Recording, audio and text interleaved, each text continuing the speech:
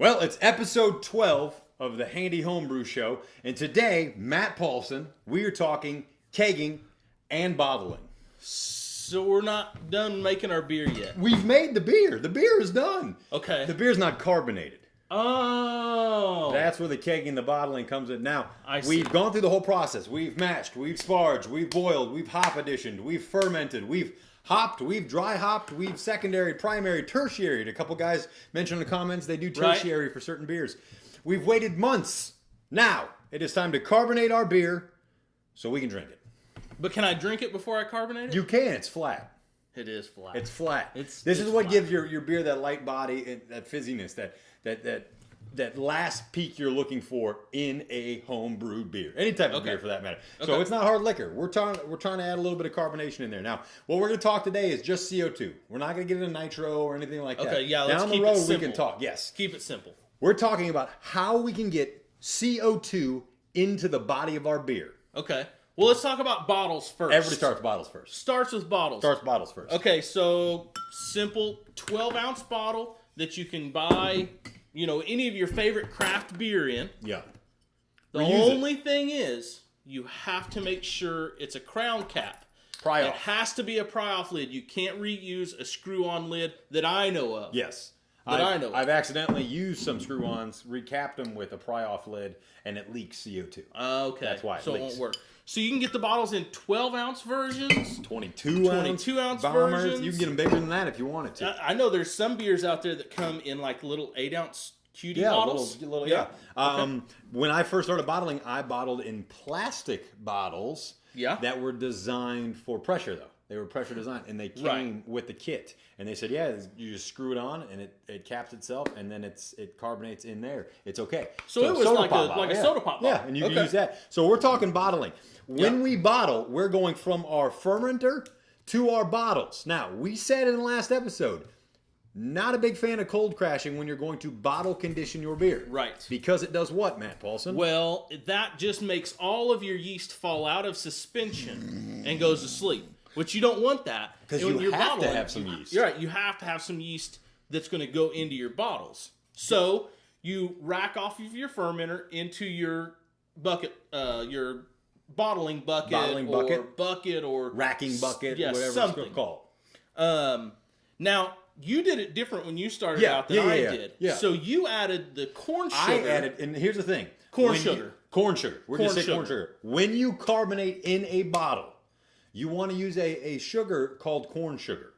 Not table sugar, not highly complex table sugar. Corn sugar. It almost looks like powdered sugar. Right. You want to use corn sugar just because it dissolves better and it's easier for the yeast to eat. It's kind of hard to find in grocery stores, but any homebrew shop, I have bags and bags of it because every time I buy a kit, they keep sending it to me. Right. I haven't bottle conditioned a beer in 4 years, but I got bags and bags. So if you guys need some, write me a note at the bottom. I'll run it to your house. What do you got? We got guys in New Zealand, right? I'll run down there. Yeah, bring you 4 ounces of corn sugar. So I put the corn sugar right in the bottle. I just had a funnel and I put, a tiny amount. It's less than a teaspoon. Right. It's a tiny amount. Even when you mix it in your racking bucket or your bottling bucket, it's still not that much sugar. No, it's not. Really not that much. You mix it with a little bit of water, make it a little slurry out of it, or you just rack it right on top of it, and it kind of just spreads that sugar out evenly throughout all your 5 gallons, 10 gallons of. And some people are freaked out about just racking your beer right on top of that sugar. So some people will take their sugar, a little bit of water, and they'll boil it or simmer it on the stove for 10 or 15 minutes. And they'll make it a little slurry out of it, and they'll make it more liquid so it kind of blends easier. And then you take that, your mixture, or like I did, and you fill your bottle right about to the bottom of your neck. Okay, maybe a little bit higher. You don't want to fill it all the way to the tippity top. You need some space. You cap it. Now you play the waiting game. Yeah. 2 the weeks. Yeast. 2 weeks. 2 weeks. The yeast that's in suspension still is going to start eating sugar again. Now, what does yeast do when it eats sugars? It gives off alcohol. It creates alcohol and gives off CO2. Right. That's the carbonation in your beer. So that yeast at room temperature. Don't throw these in the fridge yet. Not yet. We're called bottle conditioning for a reason. We're setting them on a shelf. We're setting them on the floor in the basement. We're setting them in the cabinet.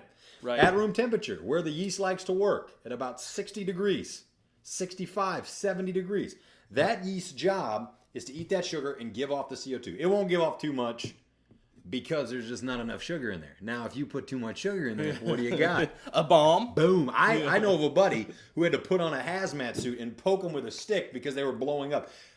We laugh, but there will be shards of glass flying. Yeah. I've never done it myself. No. But don't over sugar these. Go online. Whenever you want to figure out how many volumes of CO2 you want in your beer. Exactly the amount. Yeah, there are charts all over online to either grams or ounces or some form of measurement. Yeah, calculators. We love calculators. Yeah, to how many gallons of beer you have.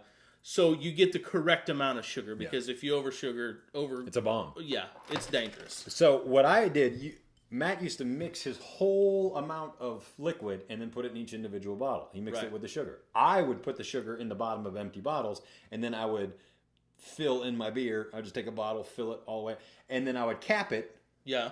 And I would just not shake it. I would just tilt it to integrate that sugar. And then 2 weeks.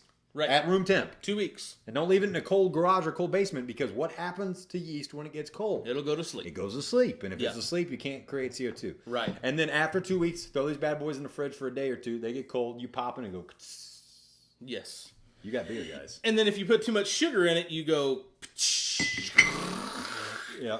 And it foams all over the place. It's a mess. Absolute mess. So there's another product that they have out right now. I don't mean to interrupt you there. The tablets? If you're going to say tablets, I'm about to freak out. It is. They're awesome. Tablets. How awesome I've never used them. I've never have either. I had a buddy that used them, and they've made the sugar amount for you. Yeah, so you just drop each little tablet right down in each bottle. Fill all your bottles and just drop the tablets in, and then it dissolves in there. Boom. Yeah. I think that's genius. I think it is, too. Somebody's making a lot of money off of that. They are. It ain't us. Little sugar pills, God. Why didn't I think of that? Yeah. I'm super bummed right now. Let's see. I'm not over this yet. Do you have anything for bottling? Bottling, guys, is pretty straightforward. It's very, very simple, but it's also the one that you can mess up bottling easier than messing up kegging because of the amount of sugars. Yeah, because you're counting on natural carbonation. Right. Now, when we talk kegging, we're talking forced carbonation. Right. Where we actually take CO2 and inject it into our beer. Right. So let's talk about. This is where we're going to get controversial. Controversial. Because we love controversy. Throw down, fist fight. Right. Kind of a deal. So I use a pin lock keg, and you use a ball lock keg. Yes. So let me talk about pin lock kegs first. The very main top reason on my list as to why I used a pin lock keg, because I could buy it for $29. Dirt cheap. Right. Dirt cheap. So that was on the top for me. Yeah. And the other thing was the mixing up of the disconnects. The gas in the liquid line. Right. So my gas line has 2 little pegs, and my liquid line has 3 little pegs. Can't mix them up. I'll never get those mixed up because they won't ever fit. In ball lock, they look the exact same, but they are a fraction, a 1/16 of an inch difference. And I have drunkenly put my gas line on my liquid line and then had to break it off. Yeah. It looks close. So I have notes. You can ask Matt. I got notes on all my kegerators.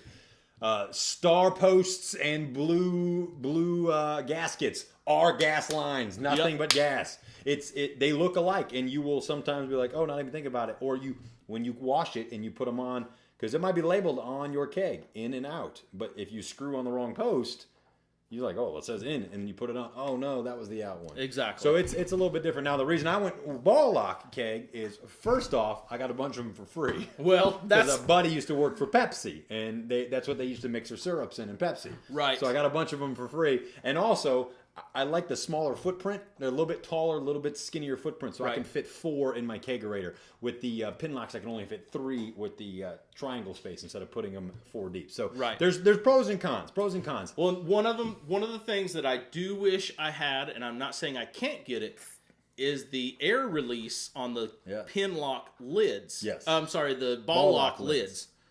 I can replace my lid for $15.99, I think. But then that's the price of a ball lock now. Right, now I'm back there. And if you need to, you just push down on your post. On the little poppet. Man. I have a little tool that a place called Keg Connections. No, I'm sorry, a place called homebrewing.org. Shout out to Keg Connections, though, big sponsor. Homebrewing.org or Adventures in Homebrewing. When I bought my keg, they sent a little plastic piece that I can just push down over it and lock into it, and it releases the pressure off of it. Yeah, it's an extra little tool or something, but it works. Yeah, it works. Now, we could spend 2 hours talking to you about the nuances of the keg itself. Yeah. Or the equipment needed. We're not talking equipment. We're not talking anything. What we need to talk right now is what's happening inside the keg. Right. So this is what's happening when you force carbonate inside of a keg.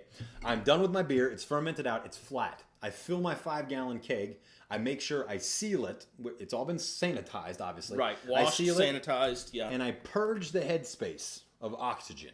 Because there's a little bit of headspace in there. You don't want oxygen mixing. Yeah, it's a small amount, yes. Check out the video that I did. I walk through step by step of this process and show it. Lets that CO2 out. The CO2 will force your oxygen out. You don't want oxygen in there.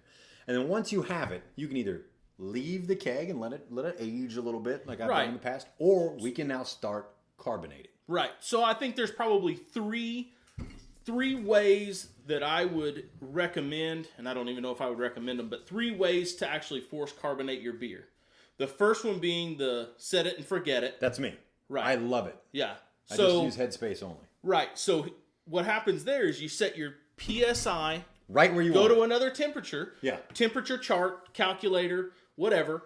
Charts out there says if you're at this temperature, you want to use this PSI, and this gives you your volumes. Right. Now, cold liquid absorbs CO2 easier than warm liquid. Right. So you always want to cold crash your keg. I put my keg in the fridge for 1 day. Then I put my CO2 in. Right.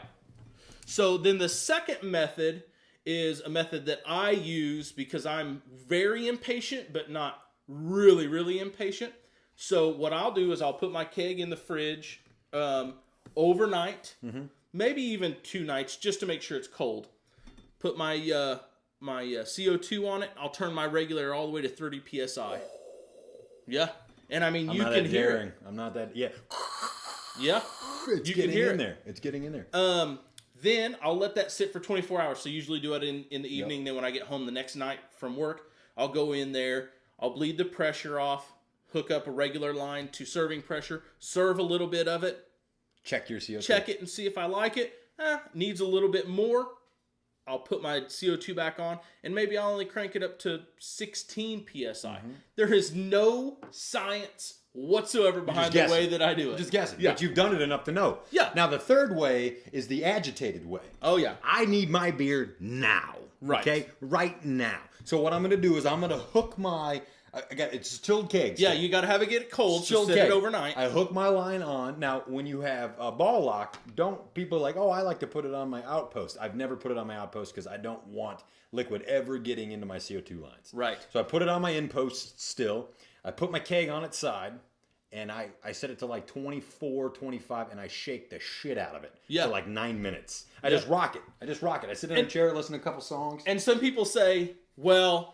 You know, there is a science behind that. The PSI to how long I rock it. Absorb and all that. I've never mastered it. That's why I set it and forget it now. I'd rather wait 1 week for my perfect carbonation than over-carbonating. Yeah. You can over-carbonate. Now, if you set your regulator to like 12 PSI and you do that, the most PSI you can get in there is going to be 12. It's only putting 12 pounds of pressure in there, but your liquid can still keep absorbing it. That's why the set it and forget it works for me. I just like it to absorb through the body. Once you have it carved, guys, now we're ready to serve. That's a whole nother episode. We've bottle conditioned with some sugar. Yep. And we've force carved on a keg. Yep. That's how you make beer. We're done. Now we're going to talk about, in our next coming episodes, we're going to talk about how to serve it. We're going to talk about different ways, different glassware, different stuff. And then we're going to start getting into some of these nitty gritties that you guys have been posting on us.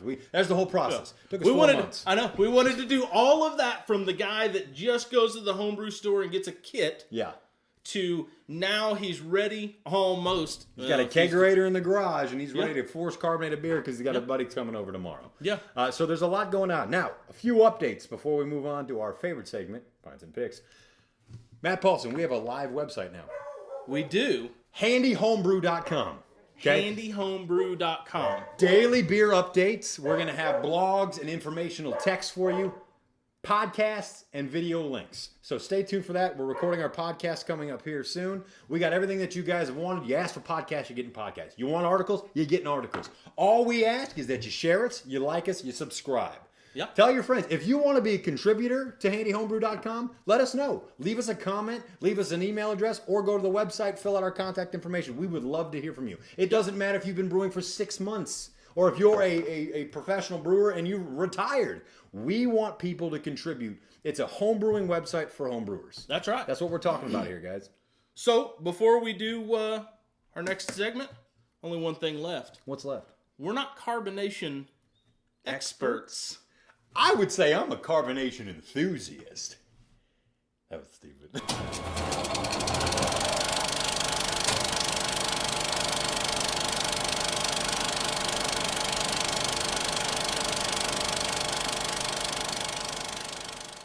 Episode 12, we just got done talking about bottling and kegging. It's our favorite segment. It's your favorite segment. It's everybody's favorite segment. Pints and Picks. Pints and Picks. So today we actually have a homebrew. Okay, this is one that me and Matt have been talking about for a while. It kind of helped me with this recipe a little bit. This is the coffee porter that I used the 2 different yeast strains on. Right. I kegged it up last week. Remember, set it and forget it style. Right. Today's the first day it's ready. You got a little bit more head than I did. Yeah. I might have to carb it up a little bit more. It's a little flat. 7.5% alcohol. About a 13.5 pound grain bill for a porter. So let's get in that bad boy. Smells good. Get a lot more chocolate than coffee. I smell the chocolate more than I do the coffee. Yeah, it's not a lot of coffee. Maybe this is a chocolate. Maybe this just became a chocolate porter. But you know what? I still get some coffee. Do you? Yeah. Because my wife says that I don't smell coffee at all. If it's in there, it's not an overwhelming coffee flavor, and it's not an overwhelming chocolate flavor either. But I think it kind of balances itself out with that. See, I think I taste the bitterness of coffee a lot more than. And you said it's a 7.5%. See, I can taste the 7.5%. Yep. What kind of hops do you use on these Fuggles? No, there's no Fuggles in it. It is Warrior, maybe. Something like that. That's kind of getting a little bit of the bitterness. Yeah, it's a very earthy. Simple. Yeah, very simple hop schedule on it. It's smooth. It's one of my better beers. It's a very smooth. Oh yeah, very easy drink. It's very good. Very good. That's one we might have to talk about. Me and Matt are going to be sending some stuff into competitions next couple weeks here. Yeah. And we're going to have to maybe do a special episode on how to fill stuff out, properly box things, fill out paperwork for competitions. Gotcha. This one I might want to send away, get a couple notes on it, see if anybody else smells effing coffee. Now, we're talking dark beer. Let's talk dark comedy right here. Death to Smoochie, okay? This stars Robin Williams and Edward Norton and Danny DeVito. It's about this. Wow, yeah, that's a star-studded cast there. And nobody's ever heard of this movie. This is, again, we want to bring you stuff you haven't seen before. It's about the seamy underworld of children's television show hosts. Robin Williams plays Rainbow Randolph, who's at the height of the children's television craze. He gets fired because he's a drug addict and a loser and all that stuff. And the job goes to Smoochie the Rhino, starring Edward Norton. He's squeaky clean. There's Irish mob involved. There's a bunch. Jon Stewart in it. It is the funniest dark comedy. I absolutely love Death to Smoochie. A lot of people haven't heard of it. You would not expect this from these guys. I mean, it's got cursing, it's got foul languages, it's got death, it's got murder, it's got mystery. It's a great freaking movie. You got to borrow this one. Death to Smoochie. If you're drinking a dark beer, watch a dark comedy. That's all I got to say. So we got ourselves a porter. Not bad at all. It's not bad. Actually, very good. Okay, this might be. We've had some bad ones that I've brewed on here. I'm glad to hear that. Now we're busy. We got to get to work. What are we about to do, Matt Paulson? It's time to record a podcast. We're recording some podcasts. So please like us, comment below, leave us anything you want. If you want to be a contributor, let us know. Subscribe, share, do all that stuff with your friends. You've been watching the Handy Homebrew Show with Matt Paulson and Dustin. What's the next part? I can't remember. Oh! I'm not a beer expert. He's just a beer enthusiast. Cheers. I'm drinking out of this.